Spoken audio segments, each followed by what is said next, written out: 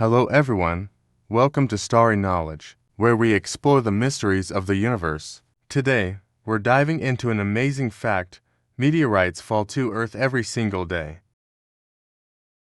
You might not know this, but every day, millions of tiny meteorites from outer space fall to Earth.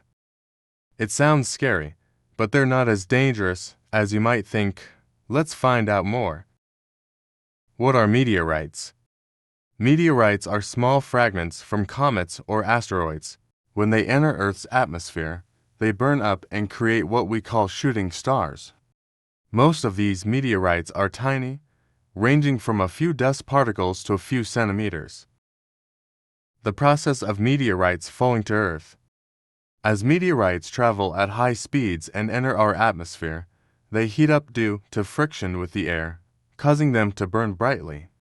Most of these meteorites burn up completely before reaching the ground. Only a few, larger ones, can survive and make it to Earth's surface. Are meteorites dangerous? Even though millions of meteorites fall every day, most of them aren't dangerous. They usually burn up in the atmosphere, leaving only tiny fragments. However, occasionally, larger meteorites can fall and cause significant events, like the Tunguska impact in 1908. How we detect and track meteorites.